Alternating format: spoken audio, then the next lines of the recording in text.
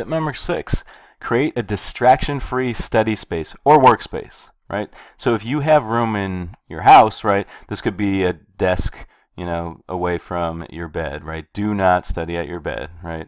But if you don't have space like that in your own house, maybe you share a room, maybe there's just a lot of people at home and it can't be quiet, right? See what you can do to find somewhere at school where you can spend some extra time. Maybe you can talk to a teacher about getting some classroom space.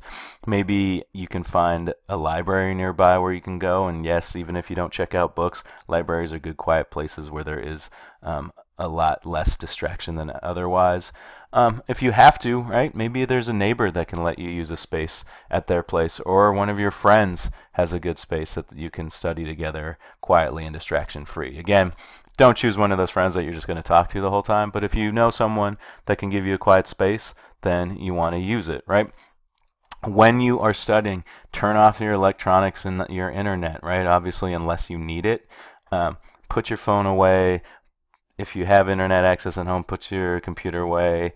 Don't do that, right? Like if you're getting texts while you're trying to study, you're going to do a lot worse of a job than if you just spend an hour straight studying and then separate it and text your friends afterwards, right? You're going to get a lot more work done and you'll remember a lot more. If you need to, you can listen to music. But I know a lot of people who think that music helps them and actually distracts them. At best, make sure that you're listening to music that does not have lyrics, because if there's lyrics, even if you don't think it's distracting you, it can throw you off and distract you. But again, if you're in a place where it's hard to get some quiet, that might be a good way to kind of block off some of the noise. The other thing is make sure you are actually sitting at a desk in a non-reclining chair, right? So not on a couch, not on your bed. If you're lounging around, you are going to be less alert. You're more likely to fall asleep or get bored, right? If you're sitting up at a desk and it's kind of work time, again, you're training your brain and your body to know that this is time to get to work, and you will do a much better job with it. It's also, if you're studying, this is really important. There's been a lot of research that shows that if you study in an atmosphere that's similar to where you will actually take the test, you will remember things better. So if you're laying in bed and studying, because obviously you're not going to be laying in bed when you take the test, you're going to do a lot worse, right?